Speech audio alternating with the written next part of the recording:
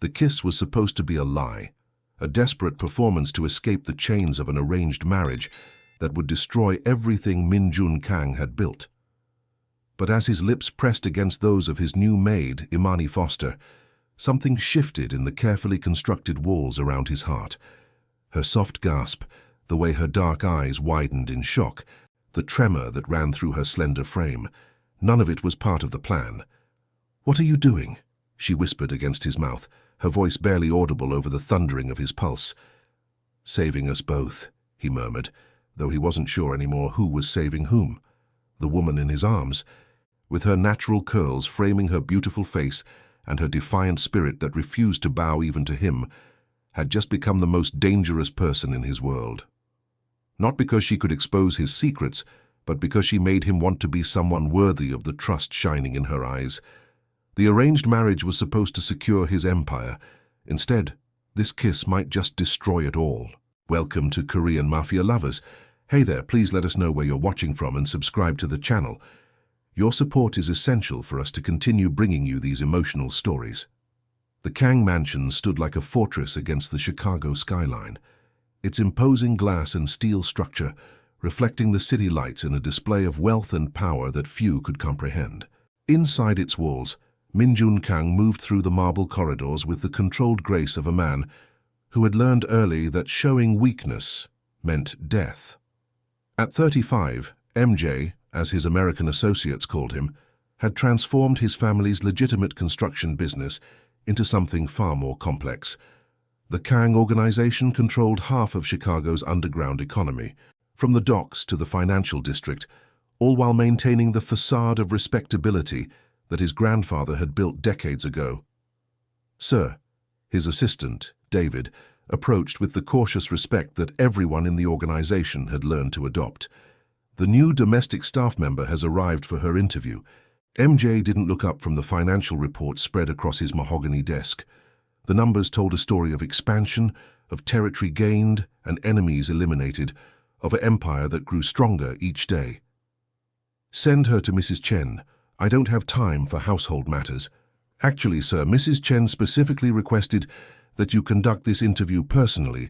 She said—" David hesitated, knowing his boss's patience for interruptions was limited. "She said you'd want to ensure the new hire meets your security standards, given the recent complications." The complications David referred to were the increasing pressure from rival families and the federal investigation that had been circling closer to their operations. Every person who entered the Kang mansion was now a potential threat, and MJ had learned the hard way that enemies often came disguised as servants. "Fine," MJ said, finally looking up. His dark eyes held the kind of intensity that made grown men step back. "Send her to the study. 5 minutes." 20 minutes later, MJ was beginning to think the woman had fled when a soft knock interrupted his thoughts. "Come in." The woman who entered his study was not what he had expected. Imani Foster moved with quiet dignity, her posture straight despite the obvious nervousness in her dark eyes. She wore a simple black dress that was clearly her best, and her natural hair was styled in a neat bun that emphasized the elegant line of her neck. But it was her eyes that caught his attention, intelligent, determined, and holding a spark of defiance that surprised him. "Mr. Kang," she said, her voice steady despite the slight tremor he detected. "Thank you for seeing me. I'm Imani Foster." "Sit," he said, gesturing to the chair across from his desk. As she settled herself, he studied her with the same attention he gave to potential business partners, looking for tells, for weaknesses, for the truth behind the facade. "Mrs. Chen says you're looking for domestic work. Why here?" Imani met his gaze directly, which was unusual. Most people found it difficult to maintain eye contact with him for long.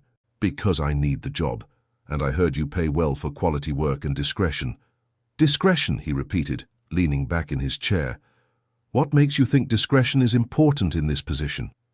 "Mr. Kang, I may need this job, but I'm not naive. A man in your position doesn't live in a house like this without having business that requires privacy. I'm not interested in your affairs. I'm interested in earning enough money to support my family." Her directness intrigued him. Family. My mother has diabetes and needs medication we can't afford. My younger brother is trying to finish college, and my sister. Imani paused, and for the first time her composure cracked slightly. My sister needs to get away from a situation that isn't safe. This job could provide the stability we need. MJ recognized the careful way she spoke about her sister's situation, the same way he spoke about his own business when civilians were present. What kind of situation? The kind that requires money to solve, she said simply. Mr. Kang, I can clean, cook, manage a household, and keep my mouth shut about whatever I see or hear. In return, I need a salary that can help my family. It's that simple. Nothing is ever that simple, Miss Foster. He stood, moving to the window that overlooked the city. The people who work in this house see things. They hear conversations. They become part of something larger than themselves, whether they want to or not. Then they're lucky to be part of something that pays well, Imani replied, and he heard the slight edge in her voice. Mr. Kang, I'm not looking for adventure or excitement. I'm looking for a paycheck. If you can provide that in exchange for good work and silence, then we have a deal. If not, I'll find another position. He turned back to face her, surprised by her boldness. In his world, people didn't give him ultimatums. They begged, they negotiated, they tried to find angles to exploit. But Imani Foster sat in his study like she was interviewing him as much as he was interviewing her. You understand that working here means your life will be subject to certain security measures, background checks, restricted access to certain areas, confidentiality agreements that are legally binding. I understand. And you understand that the people in my employ are expected to be loyal above all else. I understand that loyalty is earned, Mr. Kang. Treat me with respect. Pay me fairly. And you'll have my discretion and my best work. Try to control my life outside these walls, and you'll have my resignation. MJ found himself almost smiling. Almost. Mrs. Chen will provide you with the details of your employment. You start tomorrow at 6 a.m. Don't be late. Imani stood, smoothing her dress. Thank you, Mr. Kang. You won't regret this decision. As she reached the door, he called out, Miss Foster.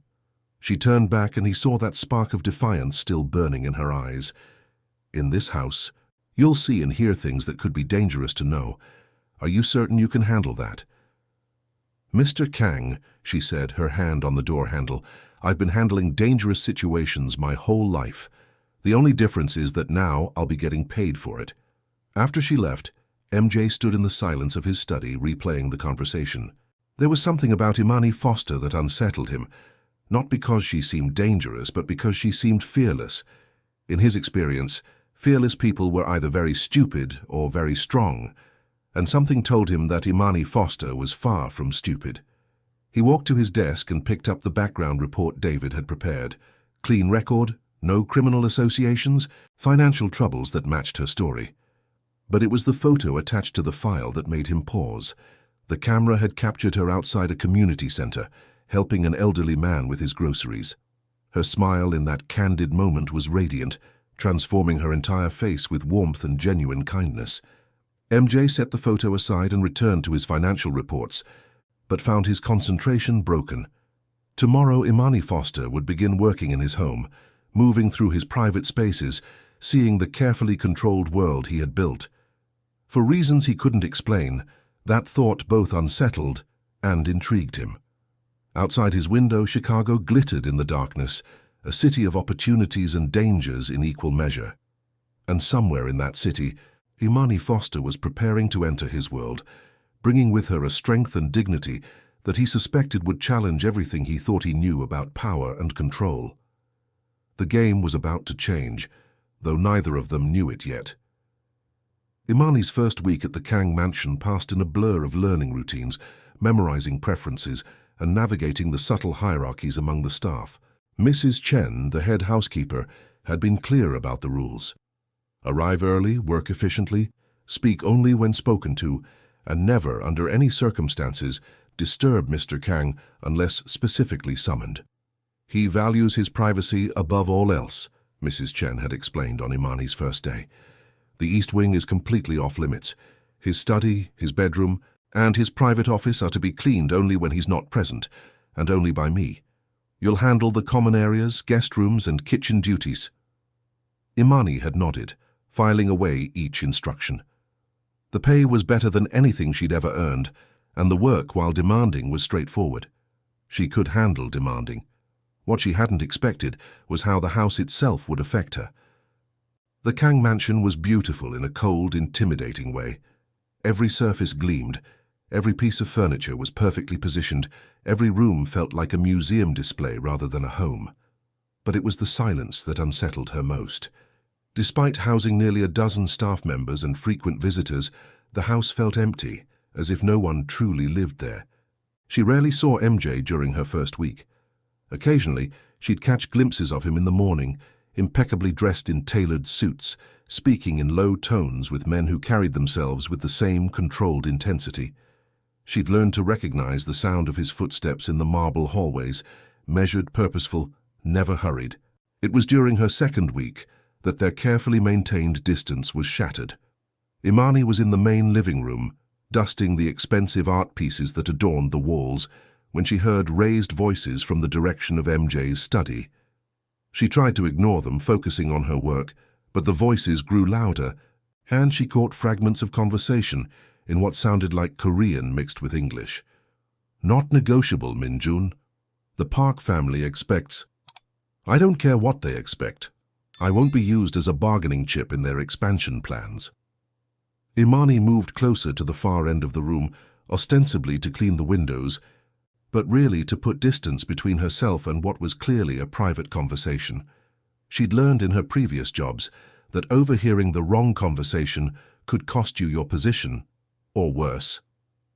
Your grandfather's agreement with their family goes back 30 years. You can't simply— "Watch me." The study door slammed open, and MJ strode out, his face a mask of controlled fury.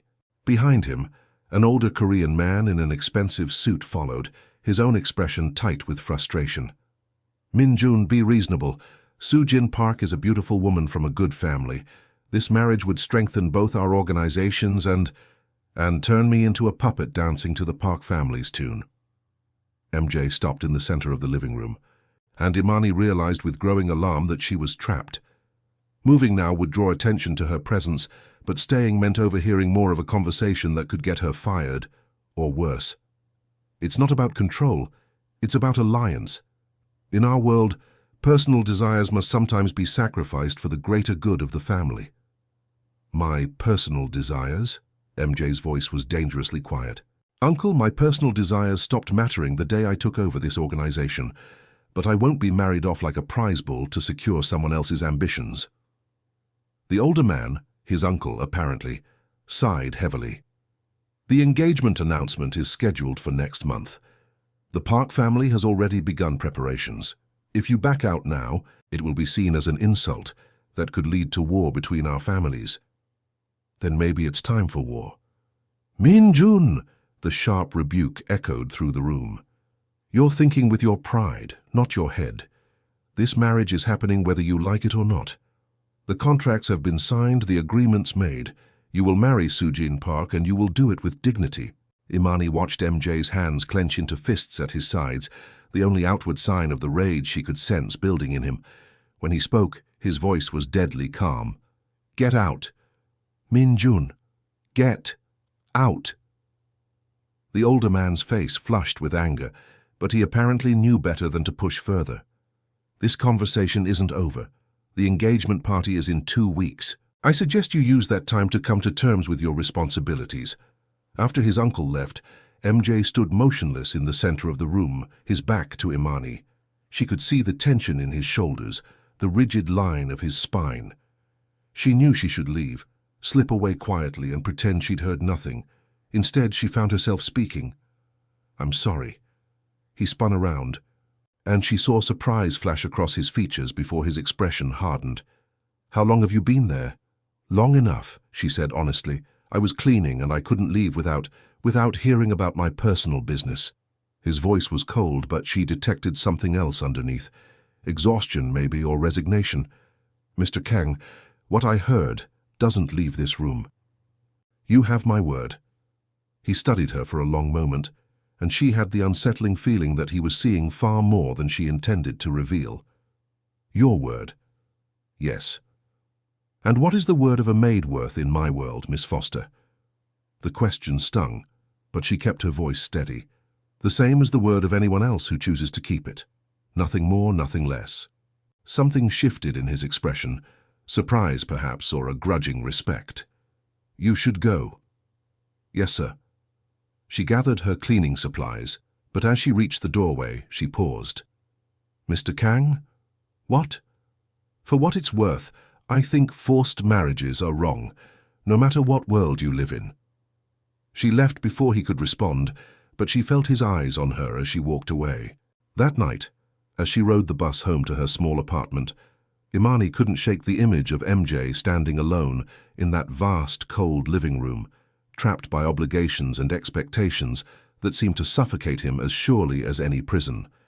She'd taken the job for the money, for the stability it could provide her family, but as she lay in bed that night, she found herself thinking not about the paycheck, but about the loneliness she'd seen in Min-jun Kang's eyes when he thought no one was watching. The next morning she arrived at the mansion to find fresh flowers in the main living room, white orchids that seemed to glow against the dark furniture. Mrs. Chen mentioned that Mr. Kang had specifically requested them, though she seemed puzzled by the unusual request. Imani said nothing, but as she dusted around the delicate blooms, she wondered if they were meant as an apology or a thank you. Either way, they brought a touch of life to the sterile perfection of the room, and she found herself smiling as she worked. She didn't see MJ that day, but she felt his presence in the house differently now, not as the distant, intimidating boss, but as a man trapped by circumstances beyond his control. It was a dangerous shift in perspective, and she knew it, but as she looked at those white orchids, she couldn't bring herself to regret the moment of honesty that had passed between them. The engagement party was still 2 weeks away, but already Imani could sense the tension building in the house. Staff moved more quietly, conversations were more subdued, and MJ's rare appearances were marked by an even more pronounced air of controlled fury. She told herself it wasn't her business, that her job was to clean and stay invisible. But every time she passed those white orchids, she was reminded that sometimes the most powerful people in the world were also the most trapped, and despite every instinct telling her to stay away, she found herself caring about the fate of Min-jun Kang in a way that had nothing to do with her paycheck. The morning of the engagement party dawned grey and cold, with the kind of bitter wind that cut through Chicago's streets like a blade. Imani arrived at the mansion to find it transformed, florists arranging elaborate displays, caterers setting up in the kitchen, and Mrs. Chen directing the chaos with military precision. The guests will begin arriving at 7, Mrs. Chen informed the assembled staff. The family has requested that all domestic personnel remain out of sight during the evening. We'll serve from the kitchen and maintain the public areas, but no one is to interact with the guests unless specifically instructed. Imani nodded along with the others, but her attention was drawn to the massive portrait that had been hung in the main foyer, a formal photograph of MJ standing beside a beautiful Korean woman in an elegant white dress. Soo-jin Park was stunning, with delicate features and a smile that seemed painted on for the camera. But it was MJ's expression that made Imani's chest tighten. He looked like a man attending his own funeral. Miss Foster, Mrs. Chen's sharp voice cut through her thoughts. You'll be responsible for maintaining the powder rooms and ensuring the coat check area remains organized. Under no circumstances are you to enter the main reception areas. Understood. The day passed in a blur of preparation. Imani caught glimpses of MJ throughout the afternoon, always surrounded by men in expensive suits, his face an impassive mask. He wore a traditional Korean hanbok for the ceremony, a stunning black and gold ensemble that emphasized his broad shoulders and commanding presence.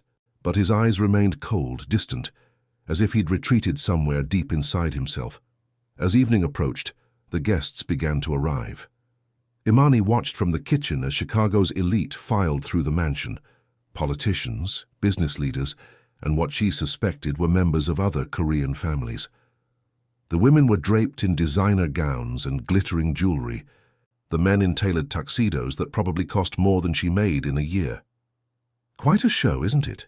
David, MJ's assistant, appeared beside her at the kitchen window. All this pageantry for a marriage that neither party wants. Neither party? Imani asked, surprised by his candor. Sujin Park is in love with someone else, a doctor her family considers beneath their station. This arrangement is as much a prison for her as it is for him. David's expression was grim. But in families like ours, love is a luxury we can't afford. Before Imani could respond, Mrs. Chen clapped her hands for attention. The ceremony is beginning. Everyone to your positions. Imani made her way to the powder room area, a small alcove near the main reception hall. From her position, she could hear the ceremonial music and the low murmur of voices as the engagement ritual began. She tried to focus on her duties, but found herself straining to hear what was happening in the next room. The traditional Korean ceremony was beautiful and elaborate, with ritual exchanges of gifts and formal bows between the families. But when she heard MJ's voice, speaking the traditional words of commitment, she detected a hollow quality that made her heart ache for him. It was nearly an hour later when disaster struck. Imani was restocking towels in the powder room when she heard raised voices from the main hall. At first, she assumed it was part of the celebration, but the tone was wrong, angry, confrontational. She moved closer to the doorway, trying to understand what was happening. "Insulting our family with this charade," a man's voice boomed over the crowd. "Everyone knows Min Jun Kang has no intention of honoring this engagement." "Mr. Park, please," came another voice, probably MJ's uncle. "This is neither the time nor the place. When is the time? When your nephew makes a fool of my daughter in front of all of Chicago? We have witnesses who say he's been seen with other women, that he has no respect for this arrangement." Imani's blood ran cold. She knew she should retreat, should disappear into the kitchen and pretend she'd heard nothing. But something in the escalating tension kept her frozen in place. "That's enough," MJ's voice cut through the chaos like a blade. "Mr. Park, you will not speak about my character or my intentions in my own home." "Your intentions?" Mr. Park's laugh was bitter. "Your intentions are clear, boy. You think you can play games with my family's honor?" "I think," MJ said, his voice dangerously quiet, "that you should remember where you are and who you're speaking to." The threat in his tone was unmistakable, and Imani could hear the sudden silence that fell over the crowd. But Mr. Park was either too angry or too proud to back down. "Is that a threat, Min Jun? In front of all these witnesses? You would threaten the father of your bride-to-be?" "I would defend my honor against anyone who questions it." The situation was spiraling out of control, and Imani could sense the potential for violence in the air. In families like these, public humiliation could lead to bloodshed. She knew she should stay hidden, should let the powerful men handle their own affairs. Instead, she found herself stepping into the hallway. She moved quickly toward the main reception hall, her heart pounding. She had no plan, no idea what she could possibly do to defuse a situation involving men who controlled half of Chicago's underworld. But she couldn't stand by and watch MJ be forced into a corner that might destroy everything he'd built. As she reached the entrance to the reception hall, she could see the scene unfolding. MJ and Mr. Park facing each other in the center of the room, surrounded by a crowd of tense, silent guests. Sujin Park stood to one side, her face pale with embarrassment and fear. The air crackled with the kind of tension that preceded violence. "You want proof of my commitment?" MJ was saying, his voice carrying clearly across the room. "You want assurance that I take this engagement seriously? I want respect for my family and my daughter. Then you'll have it." MJ turned, scanning the crowd, and his eyes found Imani in the doorway. For a moment their gazes locked, and she saw something desperate and wild in his expression. Then, before she could react, he was moving toward her with purposeful strides. "You want to see my commitment to this family?" he called out, his voice carrying to every corner of the room. "Then witness this."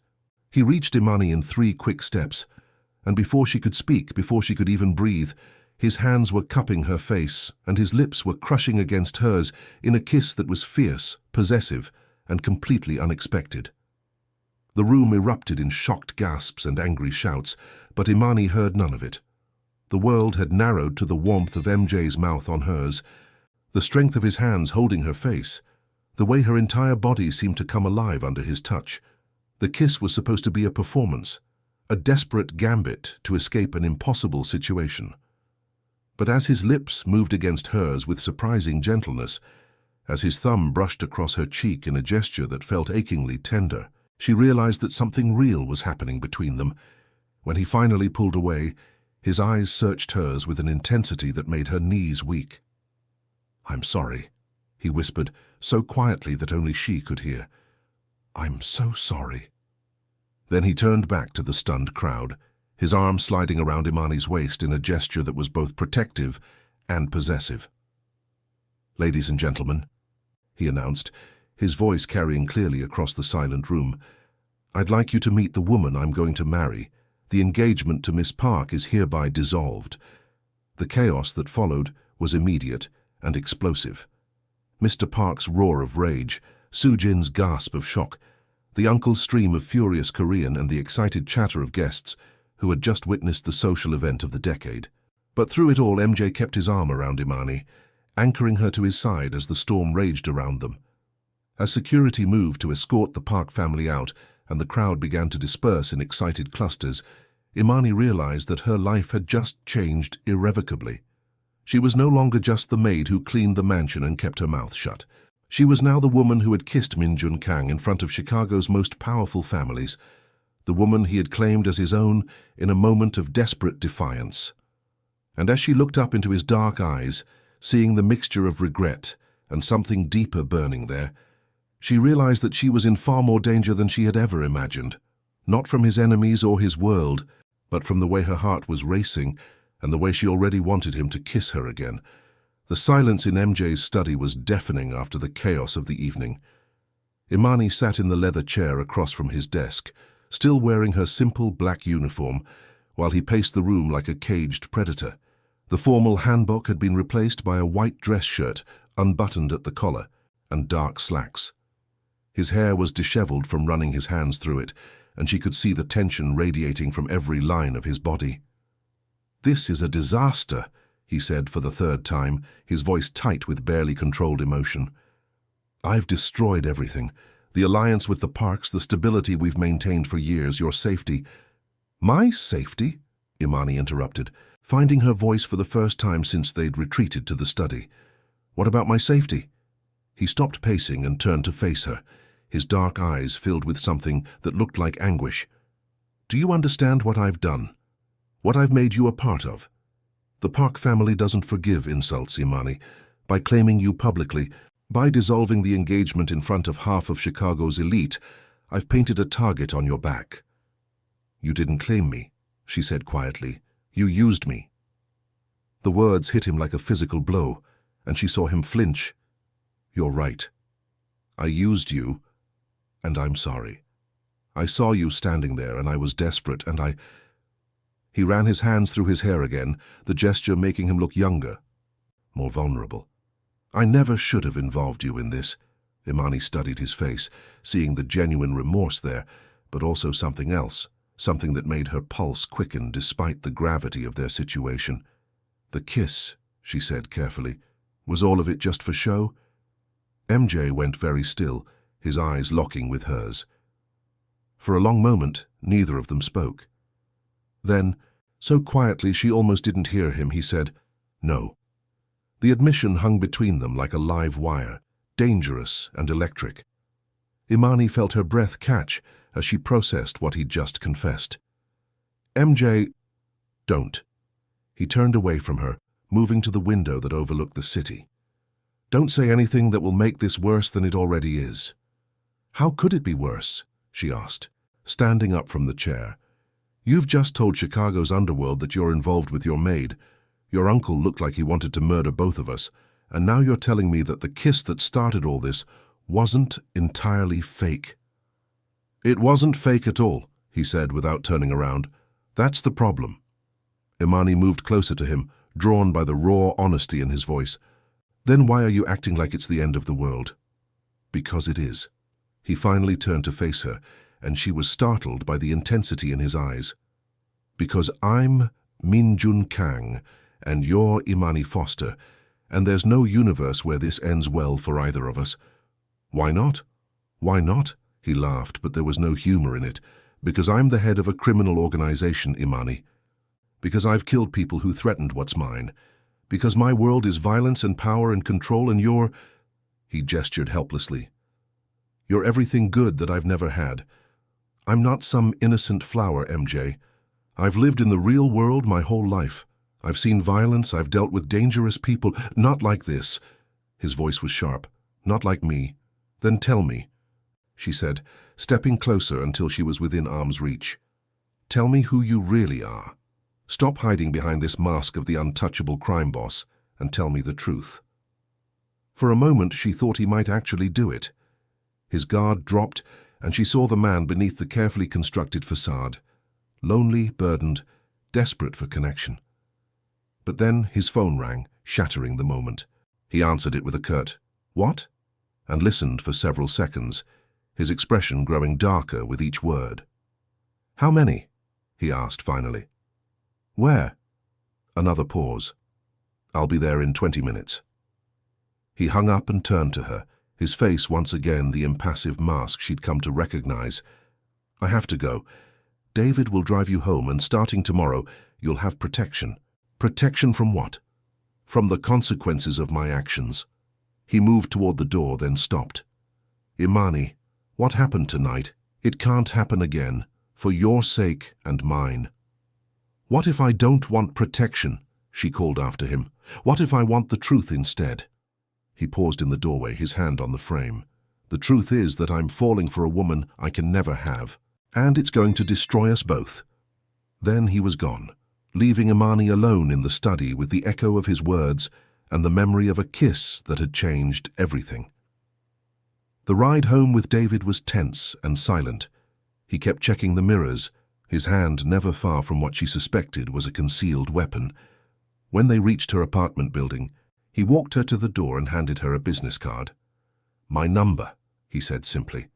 "If anything seems wrong, anything at all, you call me immediately." "David," she said as he turned to leave, "what happened tonight? How bad is it really?" He looked at her for a long moment, and she saw sympathy in his eyes. "Bad enough that your life will never be the same. But maybe..." He paused, choosing his words carefully. "Maybe that's not entirely a bad thing. I've worked for MJ for 8 years, and I've never seen him look at anyone the way he looked at you tonight." After he left, Imani climbed the stairs to her small apartment, her mind reeling from everything that had happened. She'd gone to work that morning as a maid trying to support her family. She was coming home as the woman who had publicly humiliated one of Chicago's most powerful families and captured the heart of a man who claimed he was too dangerous to love. As she lay in bed that night, staring at the ceiling, she could still feel the warmth of MJ's lips on hers, could still see the vulnerability in his eyes when he'd admitted the kiss was real. He'd said their situation was impossible, that it could only end in disaster. But as she drifted off to sleep, Imani found herself wondering if maybe, just maybe, some things were worth the risk. The next morning, she woke to find 2 men in dark suits standing outside her apartment building. Her protection had arrived, and with it, the reality that her life had indeed changed forever. The question now was whether she was brave enough to fight for something real with a man who believed he was too dangerous to deserve love. As she got ready for what she suspected would be her last normal day for a very long time, Imani made a decision. MJ might think their situation was impossible, but she'd been fighting impossible odds her entire life. And for the first time in years, she'd found something, someone worth fighting for. The game had changed and she was ready to play. 3 days after the engagement party, Imani returned to the Kang mansion to find it transformed once again. The elegant decorations were gone, replaced by an atmosphere of barely controlled chaos. Men in dark suits moved through the corridors with purpose, their voices low and urgent. Mrs. Chen met her at the service entrance, her usual composed demeanor cracked with worry. "Miss Foster," she said, wringing her hands, "I wasn't sure you'd come back." "Why wouldn't I?" Imani asked, though she could guess the answer. Because of what happened at the party, because of the danger. Mrs. Chen lowered her voice. The Park family is furious. They're calling for retribution. And there are rumors that other families are questioning Mr. Kang's judgment, his fitness to lead. Imani felt a chill run down her spine, but she kept her voice steady. Where is he? In meetings all morning. The elders from the other families are here. And his uncle. Mrs. Chen shook her head. I've never seen the house like this. It feels like we're preparing for war. As if summoned by her words, the sound of raised voices echoed from the direction of the main conference room. Imani recognized MJ's voice among them, calm but with an edge of steel that made her stomach clench with worry. Perhaps you should go home, Mrs. Chen suggested gently, until things settle down. No, Imani said firmly. I have work to do. She spent the morning cleaning mechanically, her attention focused on the sounds coming from the conference room. The voices rose and fell in what sounded like heated debate, occasionally punctuated by sharp words in Korean that she didn't understand, but could interpret from their tone. It was nearly noon when the conference room doors finally opened, and a stream of older Korean men emerged, their faces grim. Imani caught glimpses of them from the kitchen, distinguished gentlemen in expensive suits who carried themselves with the authority of men accustomed to being obeyed. But their expressions were troubled, and she heard fragments of conversation that made her blood run cold. Unprecedented breach of protocol. Cannot allow personal desires to compromise. Other families are watching, waiting for signs of weakness. MJ's uncle was the last to emerge, and his face was thunderous. He paused in the hallway, speaking in rapid Korean to one of his associates, and though Imani couldn't understand the words, his tone was unmistakably furious. After the last of the visitors had left, silence settled over the mansion like a heavy blanket. Imani waited, torn between the desire to seek out MJ and the knowledge that he probably needed space to process whatever had just happened. The decision was made for her when David appeared in the kitchen doorway. He wants to see you, he said simply. The study. Imani found MJ standing behind his desk, his hands braced on its surface, as he stared down at a collection of documents spread before him. He'd discarded his suit jacket, and his white shirt was wrinkled, the sleeves rolled up to reveal strong forearms. When he looked up at her entrance, she was shocked by the exhaustion in his eyes. You came back, he said, and she heard surprise in his voice. Did you think I wouldn't? I hoped you wouldn't, for your own safety. He straightened, running a hand through his disheveled hair. The last 3 days have been complicated. Tell me. He studied her for a long moment, and she could see him weighing his words. The Park family is demanding compensation for the public humiliation. My uncle and the other family elders are questioning my leadership, my ability to make rational decisions. There are rumors that some of our business partners are reconsidering their alliances. Because of me, because of my choices, he corrected firmly, because I chose to follow my heart instead of my head for the first time in my life. The admission hung between them, and Imani felt her pulse quicken. And do you regret it? I should, he said quietly. Every logical part of me says I should regret it, should find a way to fix this mess and restore the status quo. But... He moved around the desk, stopping just close enough that she could see the flecks of gold in his dark eyes. I can't stop thinking about that kiss, about the way you felt in my arms, about the way you looked at me like I was worth saving. You are worth saving. Am I? His laugh was bitter. Imani, in the last 3 days, I've had to authorize the elimination of 2 men who are planning to use this situation to move against us. I've threatened families that have been our allies for decades. I've made decisions that will have consequences for years to come. Does that sound like a man worth saving? It sounds like a man protecting what's his, she said softly. It sounds like a man who's been forced to make impossible choices his entire life. And what about the choice I made with you? Was that impossible too? The question was loaded with meaning, and Imani felt the weight of it settle around them. She could give him the easy answer, could tell him it was a mistake and walk away, returning to her simple life and leaving him to his complicated world. Or she could tell him the truth. No, she said finally. That choice felt like the first real thing that's happened to me in years. Something shifted in his expression, hope warring with caution. Imani, if we do this, if we try to make this real, there's no going back. My world will become your world, with all the dangers that entails. The people who want to hurt me will try to hurt you. Your family could become targets. Your life will never be simple again. My life was never simple, she replied. I've been fighting to survive, to protect my family, to make something better for all of us. The only difference now is that I'd be fighting for something I actually want. And what do you want? She stepped closer, close enough to see the rapid pulse at his throat, to catch the faint scent of his cologne mixed with something uniquely him. I want you, she said simply. I want the man who puts flowers in his living room because his maid mentioned that the house feels cold.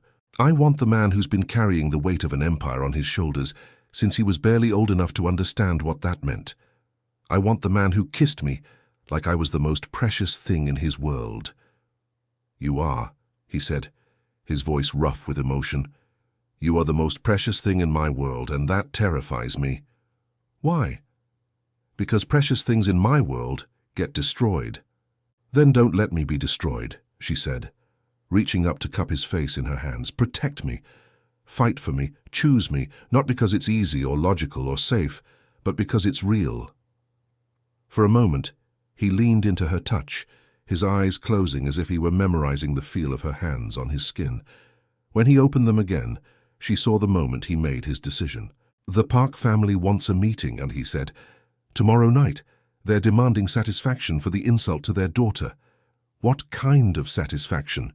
The kind that usually ends in bloodshed. His hands came up to cover hers, his fingers intertwining with hers. But I have a different proposal for them, which is, I'm going to offer them something they value more than revenge. I'm going to offer them a partnership that will make both our families more powerful than they ever imagined. And I'm going to make it clear that you are under my protection, that any threat to you is a threat to me. And if they refuse?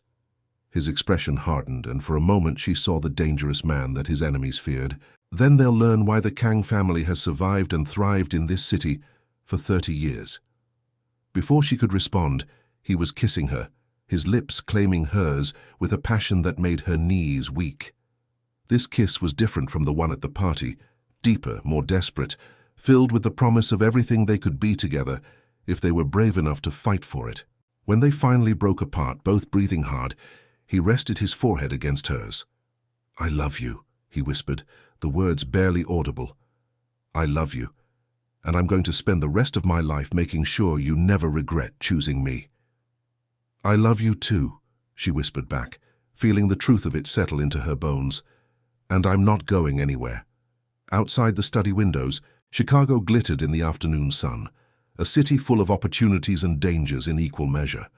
But inside the sanctuary of MJ's arms, Imani felt safer and more alive than she ever had before. They had battles ahead of them, enemies to face, and a world to navigate together. But for the first time in both their lives, they weren't facing it alone. The kiss that had started as a desperate lie had become the foundation of something real and powerful and worth fighting for. And as MJ held her close, whispering promises against her hair, Imani knew that whatever came next, they would face it together.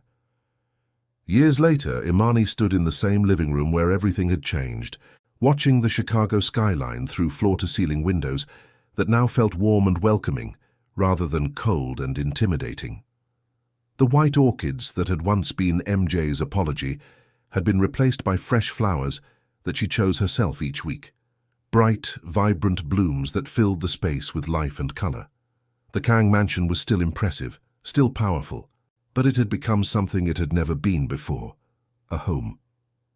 Yama! The sound of running feet echoed through the hallway, followed by a giggle that never failed to make Imani's heart swell. 5-year-old Grace Kang burst into the room, her dark curls bouncing as she launched herself into Imani's arms. "What are you doing up, little one?" Imani asked, smoothing her daughter's hair. "It's past your bedtime." "Appa is telling stories again," Grace said, her eyes bright with mischief. "He's telling Uncle David about the time he kissed you in front of everyone and made them all very surprised." Imani laughed, shaking her head. Is he now? And what did Uncle David say about that? He said Appa was very brave and very stupid at the same time, Grace reported solemnly. What does that mean? It means, came a familiar voice from the doorway, that sometimes the bravest thing you can do is also the most foolish. MJ entered the room, still handsome in his perfectly tailored suit, though there were now laugh lines around his eyes and a softness to his expression that hadn't been there years ago. And was it? Imani asked, settling Grace more comfortably in her arms. Foolish? MJ moved to stand behind them, his arms encircling both his wife and daughter. The most beautifully foolish thing I've ever done, he said, pressing a kiss to the top of Imani's head. And the best decision of my life. The Park family meeting that had seemed so threatening years ago had indeed ended in partnership rather than bloodshed. So Jin Park had married her doctor and sent Imani a beautiful bouquet with a note, thanking her for freeing them both from an arrangement that would have made everyone miserable. The other families had eventually accepted MJ's choice, especially when it became clear that his happiness had made him an even more formidable leader. Imani's family had been shocked, then worried, then finally accepting when they saw how completely MJ loved and protected their daughter. Her mother's medical bills were no longer a source of stress, her brother had graduated college debt-free, and her sister had been able to escape her dangerous situation and start fresh in a new city. Tell me the story, Appa, Grace demanded, settling back against Imani's chest. Tell me about the kiss that changed everything. MJ's eyes met Imani's over their daughter's head, and she saw the same love and wonder there that had been present on their wedding day, when he'd whispered his vows in both Korean and English, promising to love and protect her for all the days of his life. Once upon a time, he began, his voice taking on the storytelling cadence that Grace loved, there was a very stubborn man who thought he had to face the world alone. As MJ wove the tale of their beginning, carefully edited for young ears, Imani reflected on the journey that had brought them here. The path hadn't always been easy. There had been threats to navigate, enemies to face, and the constant challenge of building a life together across the divide of their different worlds. But they had faced it all together, and in doing so had created something beautiful and lasting. The criminal empire still existed, but it had evolved under MJ's leadership into something more legitimate, more focused on protection and community building than violence and intimidation. Imani had found her own role in that world, using her natural empathy and strength to help other women who found themselves in dangerous situations, creating safe houses and support networks that operated under the Kang family's protection. And they lived happily ever after? Grace asked sleepily as MJ finished the story. They lived lovingly ever after, Imani corrected gently. Because happiness isn't something that just happens, it's something you choose to build together every single day. Like building blocks? Grace asked, her eyes already drooping. Exactly like building blocks, MJ said, lifting his daughter into his arms. Come on, little architect, time for bed. As he carried Grace upstairs, Imani remained by the window, looking out at the city that had witnessed their beginning. Somewhere out there, other people were facing impossible choices, fighting for love against overwhelming odds, discovering that sometimes the most dangerous thing you can do is also the most necessary. She thought about the woman she'd been when she first walked into this house, desperate, proud, determined to survive on her own terms. That woman was still there, but she'd grown stronger, more confident, surrounded by love and support she'd never imagined possible. Regrets? MJ asked, returning to slip his arms around her from behind. Only one, she said, leaning back against his chest. What's that? I regret that it took us so long to find each other. He turned her in his arms, his hands framing her face the same way they had on that night when everything changed. Maybe we found each other exactly when we were supposed to, when we were both ready to be brave enough to choose love over fear. Korean Mafia boss kisses his new maid to avoid an arranged marriage, Imani said, smiling at the memory. If someone had told me that story years ago, I would have said it was too crazy to be true. And now? Now I know that the craziest stories are often the most beautiful ones. She stood on her toes to kiss him, tasting the promise of all their tomorrows in the warmth of his lips. I love you, Minjun Kang. And I love you, Mrs. Kang, he whispered against her mouth. Forever and always. Outside their window, Chicago sparkled in the darkness, a city of endless possibilities where a maid and a mafia boss had found their way to each other against all odds. And in the warmth of their home, surrounded by the love they'd built together, they knew that some stories really do have the most perfect endings.